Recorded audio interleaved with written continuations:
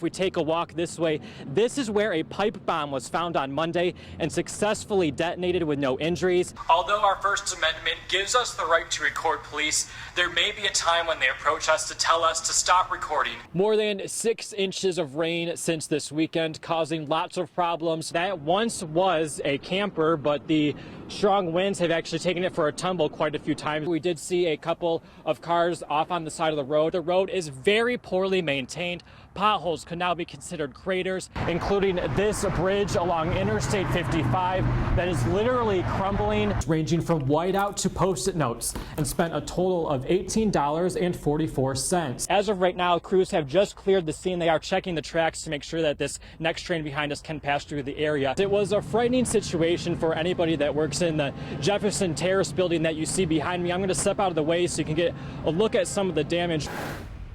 You don't know what you're dealing with when you sit there and you're just helpless. You just can't.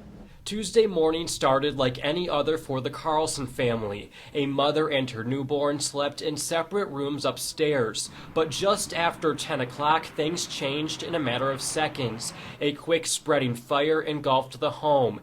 Terrified and confused, the mother ran outside thinking the father grabbed the child. She suffered third-degree burns. The family's pastor and local fire chaplain was next door. So I had it on the scanner.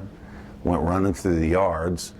They were blood-curdling screams. I can still kind of hear them, but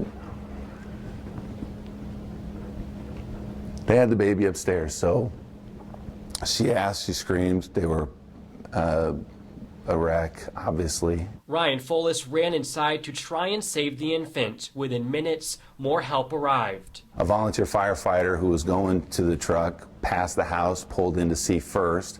He came in with me, and I tried to jump through, and he says it was such black smoke that he even lost me in that. It took a total team effort of firefighters to finally rescue the newborn. The infant suffered smoke inhalation, but is expected to be okay. There's a number of wonderful moments in the midst of the tragedy, including the piles of donations made in a matter of hours. Oh my gosh, it's overwhelming. Every item is something the family of 8 desperately needs. This is a hard time of year anyways for anybody financially, and to lose everything, it's hard to recover from that. But the First Baptist Church of Nokomis hopes to make that recovery a little easier inside the very same building the family visits every Sunday.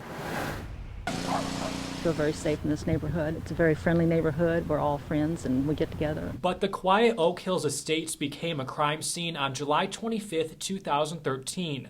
Norma Lipskis was found dead in her home. Originally, investigators ruled her death an accident, but an autopsy days later suggested foul play. We were shocked then. It was hard to believe that that would happen in our peaceful little neighborhood. The Sangamon County Sheriff's Office says the case remains open. More than 2 years after Norma's death, there are no arrests and no new leads. Rochester police were the first on the scene July 25th. It remains the only open murder case in the village. Well, I think about it frequently.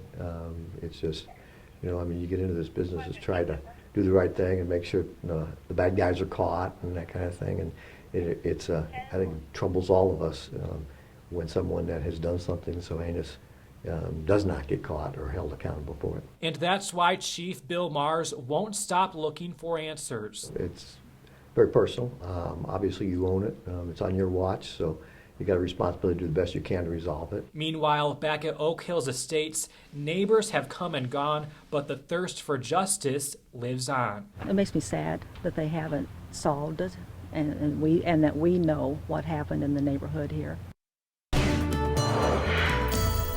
It's been 11 months since an EF4 tornado tore through Washington. You can see the scene behind me, drastically different than it was that day in November, but now word coming from residents that the recovery may be slowing. It was something you'd see on the news. It's just not something you go through, and it was a shock. Damage from the more than 150-mile-per-hour winds still evident in Washington.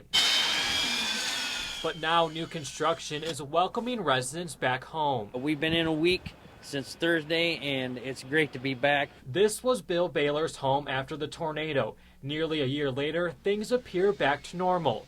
Baylor considers himself one of the lucky ones. The devastation, too much for others nearby. Our neighbor lady across the street here, she just buttoned hers up and she moved back to Ohio. She just got her house, the lot for sale. For other residents, their home remains untouched. Walls and windows still blown out. They need volunteers, they definitely do. I know there's still a lot of people picking up from the debris and stuff. There is such a thing as volunteer relief fatigue.